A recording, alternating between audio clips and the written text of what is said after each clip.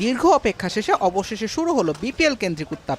একই দিনে ঢাকা আর সিলেটে পৃথক 4 মাঠে অনুশীলন করেছে Rajshahi Warriors, Dhaka Capitals, Rangpur Riders এবং সিলেট টাইটান্স।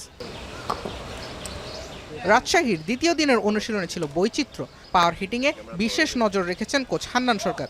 সবার আগে অনুশীলন শুরুর পর নিজেদের প্রস্তুতি নিয়ে আত্মবিশ্বাসী দলের ব্যাটার আকবর আলী। প্রত্যেকটা টিমেরই একটা লক্ষ্য থাকে যে আমরা কি করতে চাই। আমাদেরও অবশ্যই একদম শেষ পর্যন্ত খেলার ইচ্ছা আছে, বাট প্ল্যান ওয়াইজ যদি বলেন আমি শিওর যে টিম ম্যানেজমেন্ট আমাদেরকে যে মেসেজটা দিয়েছে যে আমরা ফেজ বাই ফেজ বা ম্যাচ বাই ম্যাচ এগোতে চাই। অবশ্যই প্রথমে আমরা সিলেটে যেহেতু খেলা আছে, তো আমরা স্পেশালি প্রথম 2টা ম্যাচ নিয়েই প্রথমে আমাদের পরিকল্পনা সাজানোর চেষ্টা করছি। 2017 আসরের চ্যাম্পিয়ন রংপুর রাইডার্স বিপিএলে বরাবরই বড় নাম।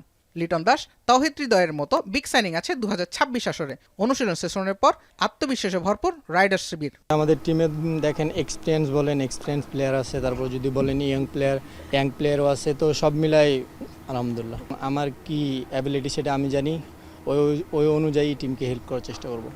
একই দিনে নিজেদের প্রথম অনুশীলন সেশন পার করেছে ঢাকা ক্যাপিটালস। গেল আসরে বাজে ফলাফল থেকে ঘুরে দাঁড়াতে চায় রাজধানীর ফ্র্যাঞ্চাইজি। দলের অলরাউন্ডার সাইফুদ্দিনের বিশ্বাস, এবারে ভালো লড়াই করবে ঢাকা। এখানে লোকাল প্লেয়াররা ভালো খেললে শিরোপা জেতা অনেকটা ইজি হয়ে যায়।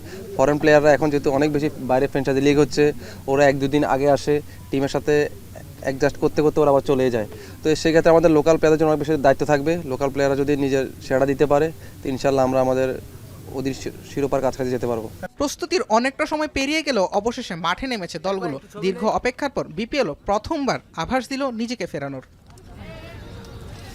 জুবায়ের আহমেদ, এখন, ঢাকা।